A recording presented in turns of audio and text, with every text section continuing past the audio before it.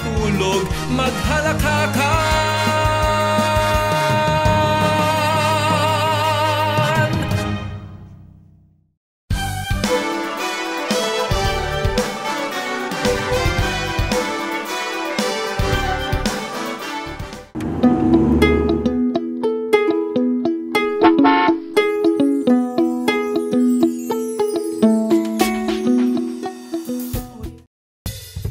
Gravel and sand, marble, silika, palay at gulay, mga maituturing na kayamanan ng bayan ng Angat.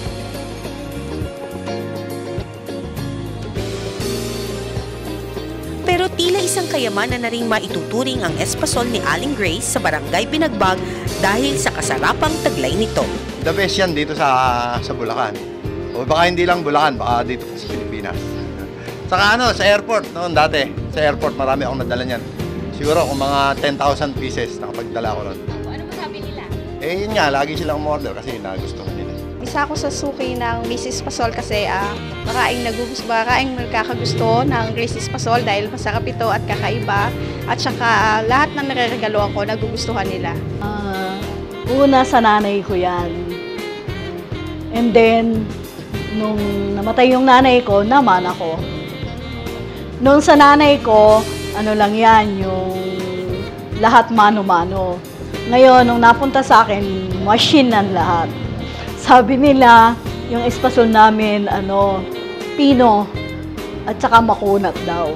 Masaya kami dahil nagugustuhan nila yung espasol namin.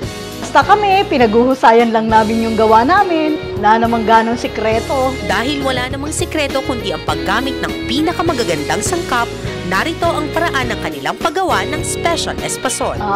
Una, huhugasan yung malagkit. And then, ibubusa yon. Pagkatapos, gigilingin. Tapos, paggiling na yon, ilalagay nga sa bowl. Tapos, lalagyan ng gata ng nyog, gatas, asukal. Yun lang naman ang ingredients. Hahaluin na ng mixer yon. May hours yan ng pagpoproseso. Mga 2 hours. Hahanguin mo na, lalagay mo sa tray, and then paglamig, pwede nang hiwain. Ipabox na.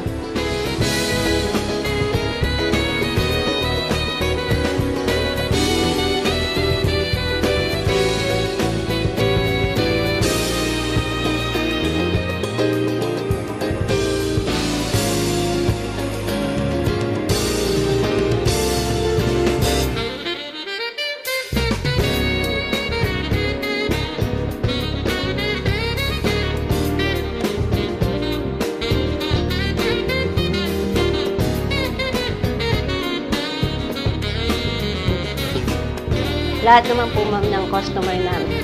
Karamihan po dito, mga politiko, artista, doktor, yung mga po nakakatikim ng mga produkto namin na pinamimigay din po na ginagawa pong pagregalo nila. Ang pagkakaiba po nung espasol namin, pino, hindi po katulad nung nabibili sa Laguna, magaspang po siya. At lahat po ng ginagawa namin ingredients, lahat po natural. Katulad po nung mga gata ng nyog, yung malagkit po namin, mga high class, quality po talaga lahat. Kaya kung inyong bibisitahin ang bayang ito, huwag na huwag kaligtaang tikman ang linamnam na hatid ng Grace Espasol.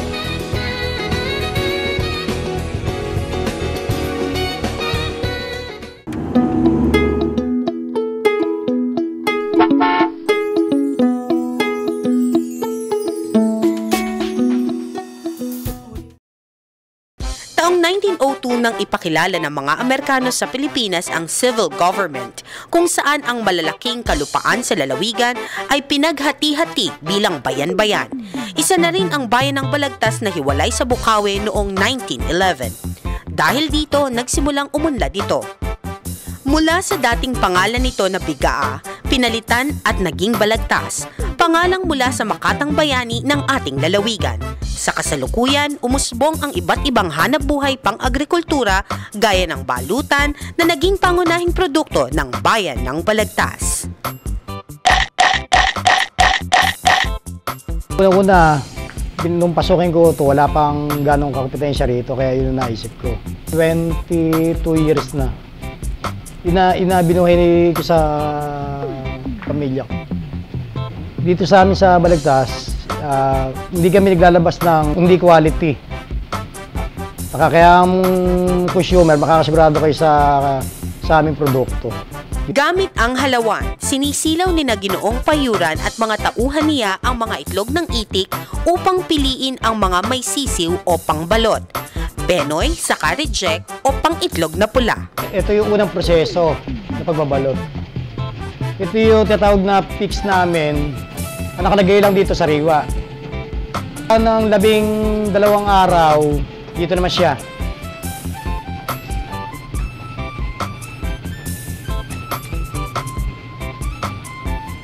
Ito yung tinatawag na swing. Na-segregate na yung puro balot na halos to.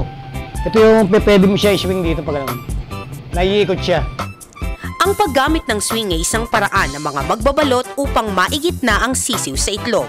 Sa bawat paggulong ng mga itlog sa bandeha, napoporma ng magbabalot na maging buo ang kite, buo ang pula, at maging maganda ang buong laman ng balot. Pagkatapos ng 18 araw, tsaka lang siya pipiliin sa yung pambenta na. Ito yung pwesto na pinagpipilian kung saan tinatanggal yung penoy tsaka yung balot. Dito siya nakikita kung penoy siya o balot. Ito malinaw, ito yung tinatawag na penoy na may sabaw. Ito yung balot sa puti na. Makikita mo yun yung sisiw na may ikot.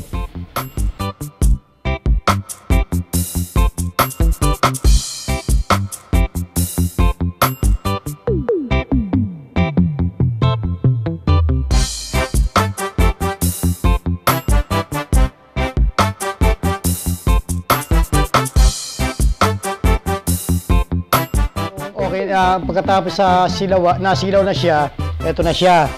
Ready na i-deliver to para bukas na umaga.